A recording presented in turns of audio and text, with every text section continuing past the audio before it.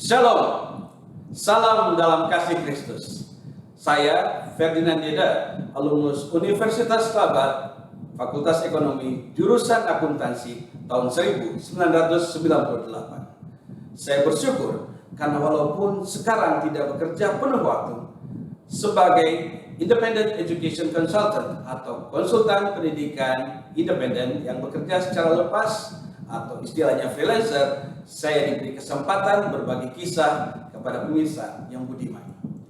Saat ini, saya akan menyampaikan sedikit kisah personal saya dengan menggunakan buku favorit saya saat ini, sebuah buku karya Angela Lee Duckworth yang berjudul Grit, The Power of Passion and Perseverance, atau dalam bahasa Indonesia, Grit, Kekuatan Passion dan Kegigihan, sebagai rangka yang membingkai sedikit kisah hidup saya. Siapa itu Angela Lee Duckworth? Beliau adalah seorang akademisi, psikolog, dan pengarang sains populer yang juga adalah profesor psikologi di University of Pennsylvania di Amerika Serikat, dan juga sebagai pendiri dan juga CEO Character Lab, sebuah lembaga non-profit yang misinya mengembangkan sains dan praktek pengembangan karakter. Beliau menamatkan BA atau secara S1 dari Harvard University dengan major Neurobiology, dan beliau menamatkan MSc atau setara S2 dari Oxford University di Inggris dalam bidang neuroscience, dan beliau menamatkan PhD setara S3 dari University of Pennsylvania dalam bidang psychology. Kenapa saya sampaikan latar belakang Angela Lee Duckworth? Ini membuktikan betapa beliau adalah seorang saintis atau seorang ilmuwan yang meneliti berbagai perilaku dan menemukan satu faktor yang menentukan kesuksesan. Talenta saja tidak cukup. Butuh grit untuk melakukan sesuatu walaupun berkali-kali gagal. Apa itu benar? Mari kita telah bersama. Rahasia pencapaian seseorang dalam hidup tidak hanya fokus pada talenta, tetapi juga pada passion dan kegigihan.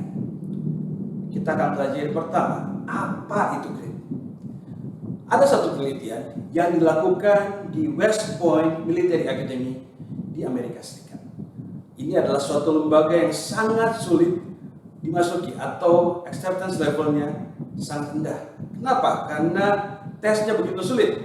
Bahkan dikatakan untuk masuk West Point Military Academy ini lebih sulit daripada masuk ke Harvard University. Mungkin sedikit lebih rendah rankingnya dibanding Naval Academy, but still it's really hard.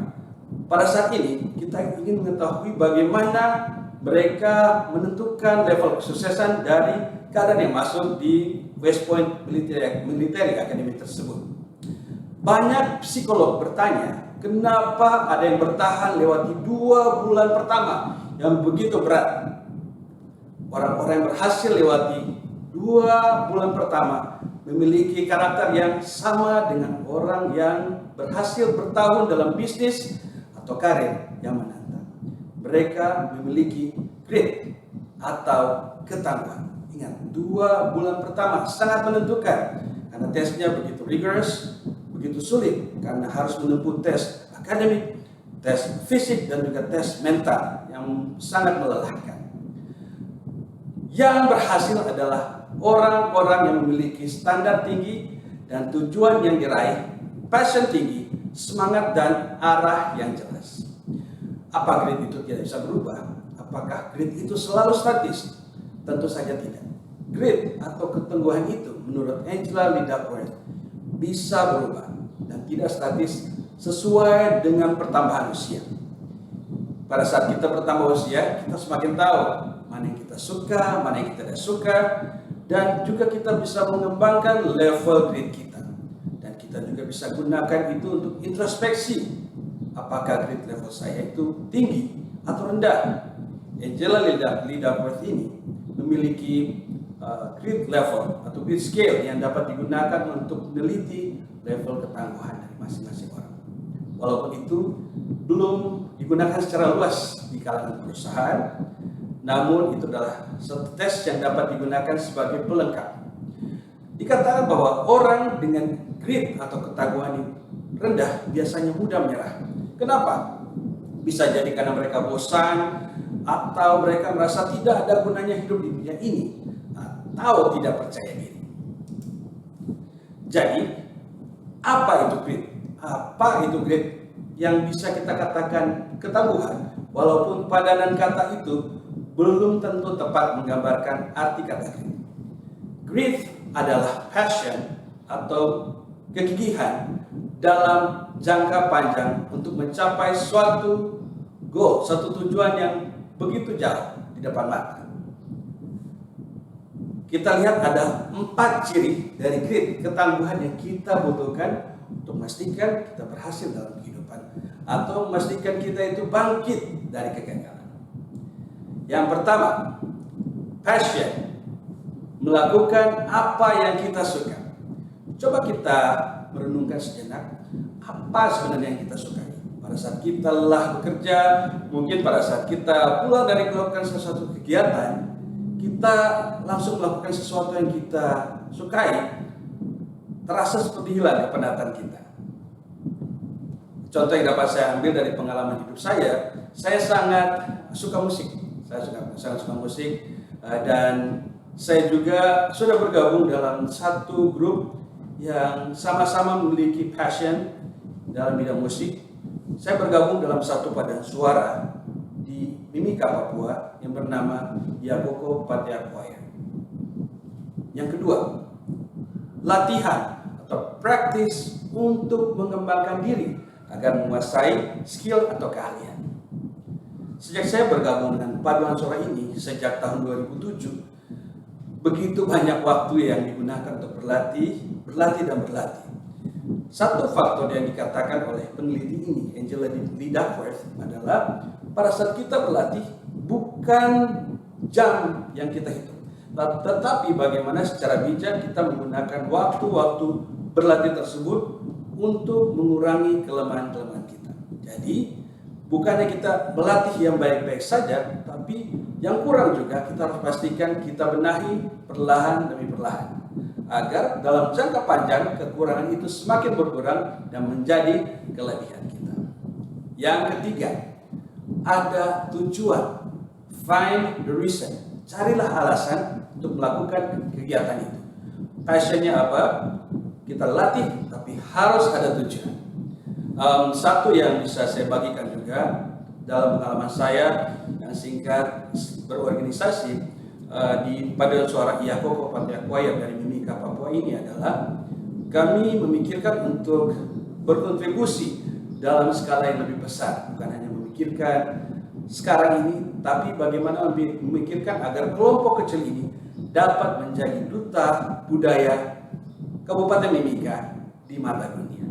Puji Tuhan, karena berkat Tuhan dan juga karena kegigihan dari anggota tim, kami bersyukur pada Tuhan diberikan kesempatan untuk melayani di 4 benua. Di Asia, di negara Singapura pada tahun 2012, kemudian kami melayani di benua Eropa, di Latvia pada tahun 2014 pada ajang World Choir Games atau kompetisi paduan suara sedunia. Kemudian juga diberi kesempatan ke Tasmania untuk mempresentasikan budaya Papua melalui lagu dan tari. Dengan demikian semakin dekat mewujudkan mimpi kami memperkenalkan budaya Papua. 2016 juga puji Tuhan diberikan kesempatan untuk ke Barcelona di Eropa. Dan pada tahun 2018 Tuhan berikan kesempatan ke Afrika Selatan. What's the point of my story? Apa maksudnya cerita saya pada saat ini? Jika kita memiliki passion, kita latih diri kita punya satu tujuan, itu akan mengarahkan kita untuk menjadi seorang yang gritty, seorang yang tangguh dalam mencapai sesuatu. Bukan hanya menadahkan tangan mengharapkan sesuatu dari orang lain. Yang terakhir adalah hope atau harapan.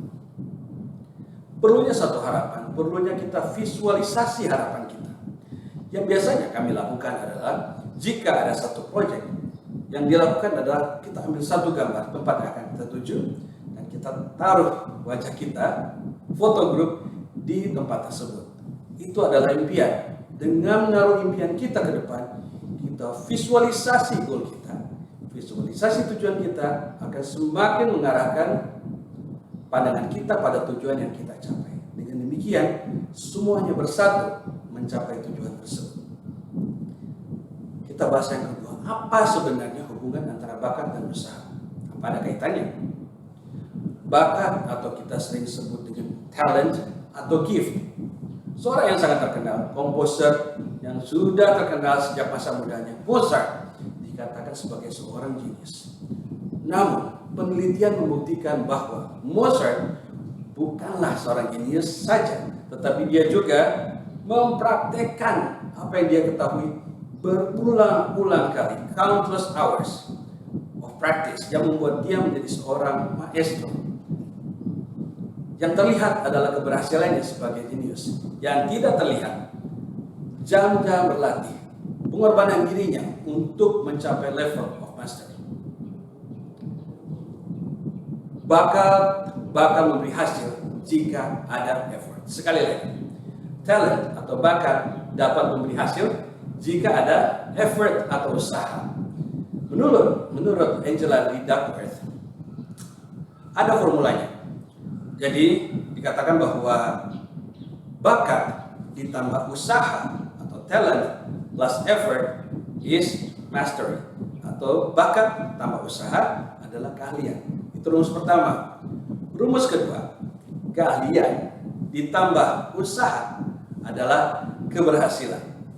Jadi kalau kita lihat dua rumus ini, dua kali adalah usaha atau 2 times effort. Jadi jika kita punya talenta, kita harus double dengan effort. Jadi bukan hanya talenta yang kita miliki, kita perlu memperkuat usaha kita untuk mencapai suatu hal. Dengan demikian kita menjadi seorang yang gritty, seorang yang tangguh. Usaha membuat seseorang persevere, berjuang terus-menerus, dan tidak peduli halangan apa dan sebagaimana sukarnya tantangan, pengulangan usaha akan membuatnya semakin mudah. Grit ini akan membuat seseorang tetap bertahan dalam suatu passion, pengembangan diri untuk mencapai tujuan yang direalisasikan atau tujuan yang divisualisasikan sebelumnya. Countless hours of efforts akan menjadi mastery jika dilakukan dengan tepat, yaitu dengan memperbaiki kelemahan diri kita sehingga menjadi masters di bidang kita masing-masing. Saya ingin berbagi satu kisah karena saya yakin bahwa bakat dan effort ini sudah harus dibina sejak dini. Saya bersyukur karena dibesarkan di keluarga yang disiplin pada saat masa kecil saya, dan ibu saya sangat mementingkan pendidikan. Ini menjadi perhatian bagi kita semua, terutama buat bapak-bapak dan ibu-ibu. Jadi ibu saya ini memastikan bahwa sejak kecil itu, sejak kelas 3 SD, saya dididik di suatu lembaga kursus bahasa Inggris di Sorong, Papua, di suatu organisasi gereja yang dikelola oleh suatu organisasi gereja di Sorong, Papua. Nah, sejak kelas 3 SD sampai kelas 3 SMP tetap mengikuti kursus. Bosan, pasti ada bosannya, apalagi seorang anak ya. Orang anak pada saat teman-temannya bermain, wah, sepertinya hatinya itu sedih sekali pada saat saya melihat teman-teman saya bermain dan ibu saya mengawal saya ke tempat kursus untuk memastikan saya ada di tempat kursus. Saya sedih pasti, dan saya tidak tahu apa yang diinginkan oleh orang tua saya pada saat itu. Bahkan kalaupun saya sakit demam sedikit saja, tapi masih bisa berjalan ke sana, diantar sampai di tempat kursus, dijagai sampai selesai, memastikan saya tidak ketinggalan satu pelajaran. Kenapa? Karena orang tua saya berpendapat bahwa sesuatu pendidikan itu adalah hal yang sangat penting, dan suatu praktek yang berulang-ulang akan menjadi suatu hal yang berharga bagi seorang anak. Buah manis dari kerja keras orang tua saya tentu saja, dan juga karena berkat Tuhan, saya bersyukur karena sempat menempuh pendidikan di sekolah gereja di Sulawesi Utara waktu SMA, dan pada saat SMA itu juga karena berkat didikan di lembaga kursus bahasa Inggris tersebut, sempat menjadi juru bicara dari sekolah untuk perlombaan tingkat provinsi, dan juga pada saat masuk kuliah bersyukur karena berkat pendidikan sejak masa kecil itu bisa mendapatkan level penempatan bahasa Inggris yang lumayan tinggi. Dan satu hal yang saya akui pada saat itu adalah saya sudah menggambarkan diri untuk membutuhkan bahasa Inggris pada saat itu. Jadi saya memutuskan untuk join dengan Fakultas Pendidikan jurusan bahasa Inggris, bergabung dengan kelas mereka. Jadi saya mengambil 40 kredit kelas bahasa Inggris di Universitas Kelapa. Satu hal yang saya lakukan secara conscious waktu itu, karena menurut saya bahasa Inggris adalah sesuatu yang penting dalam pekerjaan kita, apapun pekerjaan kita. Apakah jalannya mudah? Tentu saja tidak, karena itu perlu usaha. Yang terlihat adalah begitu menyenangkan pada saat tamat. Yang tidak terlihat adalah usaha-usaha di baliknya. Pada saat mengambil pendidikan itu diajarkan oleh berbagai dosen yang sangat profesional di bidang mereka masing-masing. Tapi yang paling penting adalah pada saat mengikuti usaha-usaha tersebut dilakukan dengan passionate, dengan menyenangkan karena menyukai hal tersebut. Dan fast forward 7 tahun setelah tamat S1, saya diberikan kesempatan oleh Tuhan untuk menempuh pendidikan S2 di Amerika Serikat dengan beasiswa penuh oleh pemerintah Amerika Serikat. Kenapa? Back to my story. Sejak dini ditanamkan untuk mengejar sesuatu dengan usaha, bukan karena kita bisa. Sekali lagi, bukan hanya talent, tapi dengan usaha. Dan juga tentu saja karena karunia Tuhan. Why am I telling you this story? Kenapa saya bercerita hal ini kepada pemirsa yang beriman? Talent does not shine if you do not polish it with efforts in the long run. Talenta itu tidak akan bersinar jika kita tidak mengusahakannya dalam waktu yang juga panjang. Sekali lagi, talenta itu tidak akan bersinar jika tidak ada usaha dari kita untuk memoles talenta tersebut dalam jangka panjang. Grit is not a sprint. Grit is a marathon. Grit itu bukan adalah lari jarak pendek. Grit itu adalah lari jarak panjang, maraton. Saya tidak pernah merasakan bagaimana maraton, tapi saya yakin itu butuh stamina yang kuat. Pada saat berlatih, day in, day out, week after week, month after month, minggu ke minggu, bulan ke bulan, semuanya dibutuhkan latihan, fokus untuk mencapai tujuan akhir. Trust in the process, percaya pada proses, karena hasil tidak akan mengkhianati proses. Saya bersyukur pada Tuhan juga karena ada satu peristiwa dalam hidup saya yang jika saya pandang balik atau in hindsight merupakan satu berkah terselubung. Saya menjadi seorang yang terkena dampak rasionalisasi. Dan apakah saya terkejut? Yes, sebagai manusia pasti sakit hati, pasti. Sebelumnya kalau kita berada di meja pemberi amplop, kita tidak pernah merasakan itu. Namun jika kita berada di meja sebelahnya, pada saat meja berbalik, kita akan bisa merasakannya. Sebagai manusia tentu saja saya merasa terluka. Tapi sebagai umat yang percaya kepada Tuhan, dan pada lini masa Tuhan, saya percaya bahwa ini adalah bagian dari suatu proses. Proses yang mengajarkan kerendahan hati, agar mau belajar lagi untuk bersandar pada Tuhan, sumber pengetahuan hidup. Dalam keadaan tanpa pekerjaan tetap, saya bersyukur. Kaget, pasti, sakit hati udah pasti ya. Tapi sekali lagi saya belajar untuk berkata, untuk tidak berkata, kenapa saya Tuhan? Why me Lord? Tetapi saya belajar untuk berkata, terima kasih Tuhan, itu terjadi pada saya. Thank you Lord, this happens to me, atau this happened to me. God is good all the time. Tuhan itu baik setiap saat. Apa sisi positifnya dari suatu peristiwa yang menyakitkan hati tersebut?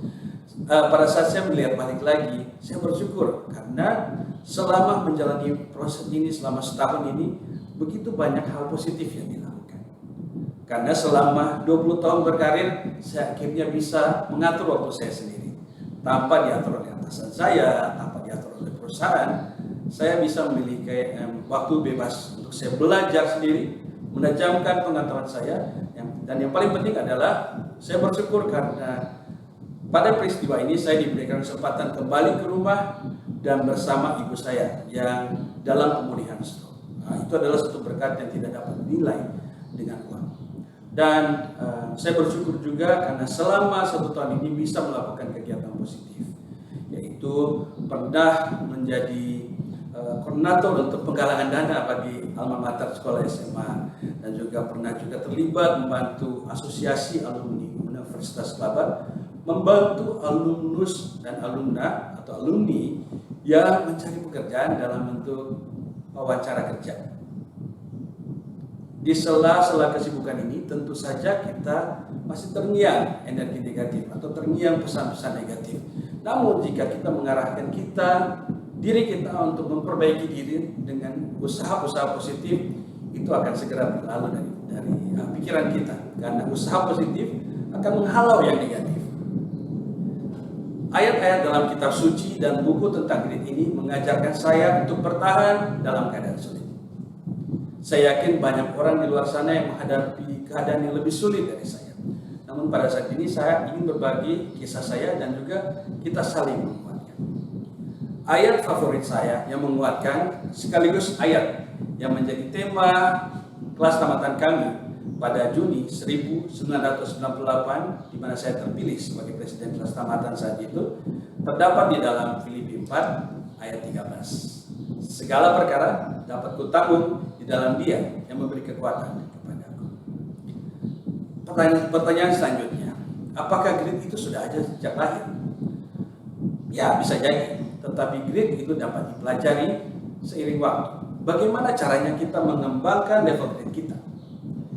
Yang pertama, lingkungan yang kondisif, yaitu parenting, tempat latihan, dan budaya. Sekali lagi, parenting, tempat latihan, dan budaya.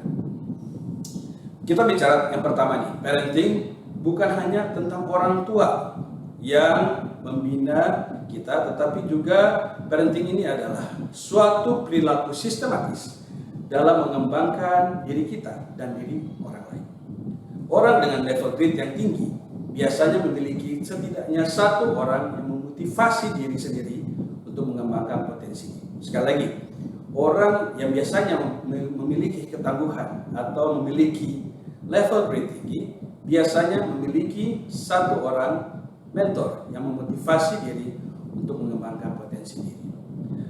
Dalam beberapa lama ini, selama setahun terakhir ini, saya bersyukur karena ada seorang mentor yang tetap memantau perjalanan saya. Dia itu bertemu pada saat saya masuk di suatu perusahaan tambang pada tahun 2000. Dia mewawancarai saya pada saat itu.